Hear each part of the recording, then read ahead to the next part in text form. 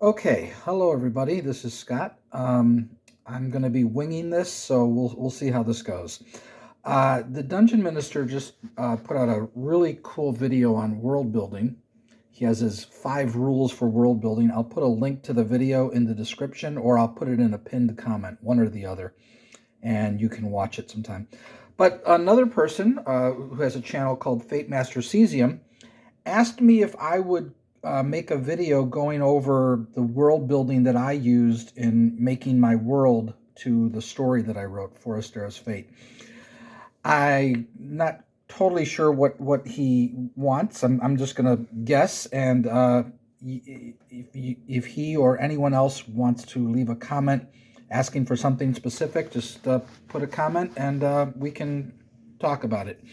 So I'm just going to show you what I've done here. This is my map of the village of Duran, which you also saw in the introductory video if you watched it. And I just drew this map. I drew this map like 20 years ago.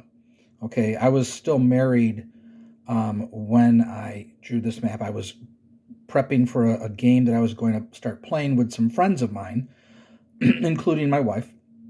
And I wanted to create a village and start the game in the village and go from there. So I just worked this all out in detail.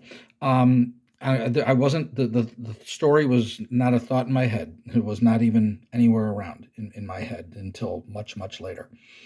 But all that I did was I just came up with the idea of here's this village and it's in a forest. So this is the forest, and the forest obviously is extended all over here too. It's called the Doridian Woods. And Lord Doradin is the Lord of Duran.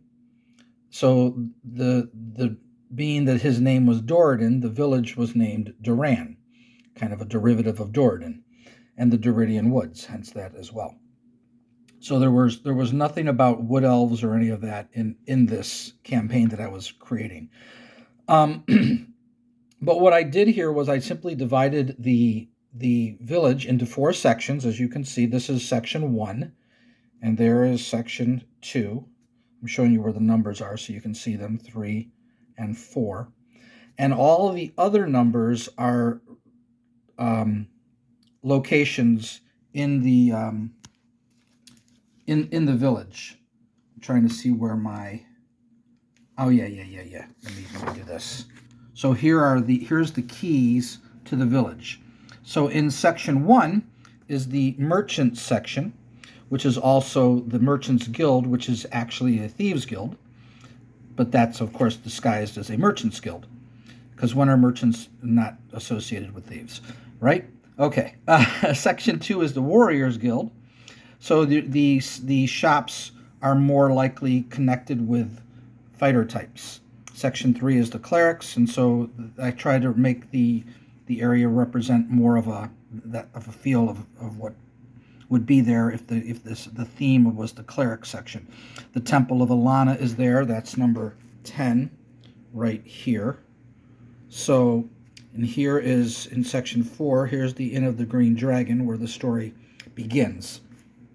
And that is somewhere on here. There it is, number 13. The 4th section is Philosophers, which is, so you have a Waterman's Guild. That's secretly a Wizard's Guild. Wizards are going to be secretive too, because people fear wizards. That's the main reason they become secretive, at least in my world. And then there's the open market, which is just a bunch of shops in the middle. So the village, as you can see from each gate, has a road that goes right to the center. So it creates the 4 sections. And in the circle around that is the market square. And each of those, while I don't have them numbered here, I do have them numbered here. And I even go into more details, because at the time when I did this, I was working on a campaign and I wanted to develop it.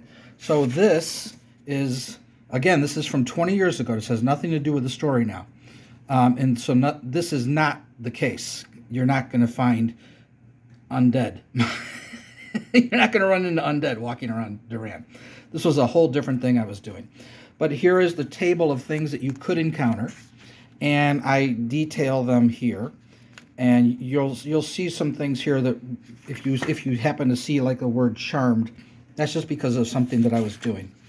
That has nothing to do with the regular village. So but I took the time to do all this, which I just love doing stuff like this. But you can get stuff like this. Let me show you.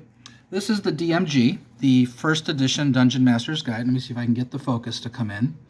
And here is your city-town encounter matrix. This is what I got it from. I took this matrix and made my own list. And these are the different things that you can encounter. There are more tables in the first edition Dungeon Master's Guide than you can imagine. It's unreal how many are here. But I also wanted to show you, here are monster tables starting at level 2. I don't know why he doesn't start at level 1. So a level 2 party, if you want to do a random encounter, here's a table that you can use. And it goes all the way to level 10, all the way down, and it doesn't matter. So there's level 10. I went to level 9 on mine. So what I did for this to make my own encounter table, and this was also done before, is I did, the other thing about these encounter tables, I didn't show you there, but they're listed by climate. So there's temperate zones, Arctic zones, and I went, oh, well, I need to make my own catered towards my world. I don't want all those monsters on those tables to be in my world, so I made my own table. And these are the things you can encounter in the plains. And then here's your encounter table for the forests. And again, it's an entire page. And then I made it one for hills. Because again, this was my campaign and what I wanted to do. I needed to establish wherever the party goes, whenever I need to roll for a monster for a random encounter, I've got it based on the terrain they're in and the level they're at. And then I could come up with stuff. And I had a list that I could use. And it varies enough. It's 2d8, which means you tend to roll in the middle. So you tend to not roll the lows or highs very often, but they can happen. And then there's desert, and then there's Arctic. And I think that's it. So that's pretty much what I did. Now, that's a lot of work. I know you're looking at those tables going, geez, you did all that? Yeah, because I had time, because I was living alone at the time when that happened. My wife and I were separated, and so I'm living alone, and I had the whole evening to myself, so I just worked on my game, because I was hoping to eventually play with my family. The game that I was playing with friends obviously stopped. We weren't doing that anymore. So I started working on this, and eventually I would end up writing my book, but that didn't come until just a couple years ago. So there's the Duran table that I made, and I'm not really quite sure what else to show you about that. But let me tell you a little bit about the world that I did here. Now, again, this map is in the introductory video. In the book, these edges are cut off, so you only see the ocean. And I cut them off because you didn't need to know that these are squares. These are not hexes. And this is square A1. So you've got A to double Z and 1 to 40. So I wanted every square keyed so that I could put information what is in that square. And then I also decided that since I originally made these squares 10-mile squares, which made this a very small world. It was 400 by 300. And then I decided, no, I'll do 20-mile squares. So it's 800 by 600. Okay, still a relatively small world. What I did then, because I had time on my hands and I wanted to do it, was I broke this into, each one of these squares, I broke into 10 one-mile squares, which are now 20 two-mile squares, because I doubled the size. So here's A1. It's all ocean. So it's just blue. And that's in that square. And then that's A2, A3, and then it goes down, down. And then if you keep going through here, and I'll just skip through, the entire map is blown up. And this took a lot of time, but I like drawing maps, and I had fun doing it because it's just fun to sit around and do stuff like this. So even though a lot of it was just, oh look, it's all blue, um, and it was tricky to do it, but it was a lot of fun. And this is a nice little blown up thing. So now these are basically 2-mile squares. And then I was going to write for every square, what's in 22, CC 22, what's in CC 23. I was never going to get that done. I didn't have that much time. So I stopped doing that. So that's some of the things that I worked with in making this world. But the key for me was I wanted a simple world, and I wanted the world to be based around the races that are here. There are no tieflings or dragonborn because I didn't have them in my game. I've only played first and second edition. I really don't even know enough about tieflings and dragonborn other than I don't understand how other races would be okay with them. I mean, it's hard enough to deal with half orcs, I would think, but tieflings and dragonborn seem really weird to me. But I'm open to it. I'm willing to. I've never taken the time to really look into them. But I like the idea that the dwarves come from the mountains, the gnomes come from the hills, the elves come from this great big forest up here, the halflings come from the southern, I call it the southern plains, even though there's a big forest. And then the humans are all in this middle area. This is where they all started in the world. So that's just I don't get into the politics of the world because I don't care. For instance, if you tell me, "Oh, I'm playing a campaign in Greyhawk," and another guy says, "Oh, I'm playing a campaign in Forgotten Realms," that doesn't mean anything to me. I don't even know what the differences are, and I don't even know why those differences matter. I'm sure there are some differences that matter, but what does that have to do with me rolling up the character that I'm going to roll up and going adventuring? We're exploring a lair of orcs. Does it matter if we're in Greyhawk or Forgotten Realms or Forestera? What does it matter? We're not. The world only matters in small ways, and in the story you can add things, but those things can be added in any of those worlds. This is my world. I like making my own world because I feel more connected to it. But there's nothing wrong with using Greyhawk or Forgotten Realms. There's nothing wrong with even doing this. You can start your world with this. This is from the greatest module ever made, B2, the Keep on the Borderlands. And this is the map that you're giving of the local area. Now, these squares are only 300 feet. Each square is, does it say on here? I thought it did. It doesn't say. All right, it says it somewhere.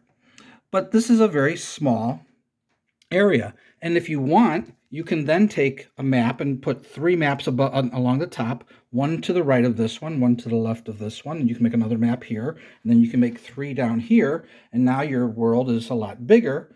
But this is where this module takes place, and this is the land you're exploring. What difference does it make if this is Greyhawk, the Forgotten Realms, Forestera, any world you want? Mystara, whatever the names are. People kept making worlds, and I'm like, what does any of that matter? Make your world the way you want it to be. If you want to use Greyhawk, great. If you want to make your own world, like I have, and the Dungeon Minister has been developing his world, that's more fun to me. I like developing my own world, but I like taking maps like this and just inserting them into my world. These are 300-foot squares. I can put this thing anywhere. It doesn't matter. And you can play a long campaign using just this map, or you can expand out. And you don't even need a world. The world this is all you know. So you don't even have to do anything else. But those are some of the things I did. Now, I probably didn't fully answer the one guy's questions, but you can leave a comment and tell me more of what you want, and I'll do my best to fill in the blanks, shall we say. But I hope you guys like the maps. I do. I think the maps are fun. I can't get enough of maps. Maps are fun to look at, They're fun to make.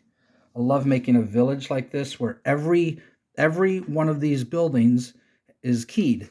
And it's not just keyed like this. I actually, well, I don't think I can show it here. No, it's in another folder. But I actually put the names of every shop owner in every one of these things and what's their treasure and, you know, the people who live there and everything. That's fun. It's just fun to sit around and make stuff like that. But most of that stuff that you do never comes up in your campaign. It's just, it's just kind of there. So you don't want to get bogged down in the details, because if you get bogged down in the details and the players never bother with all those details that you spent days and weeks and months working on, you're going to feel weird. You're going to feel like, oh, why did I do all this work? I did it for the fun of doing it. It doesn't matter to me if these things ever come up. It doesn't matter to me if the party ever shops in the open market and goes to the fishmonger or the haberdasher or whatever.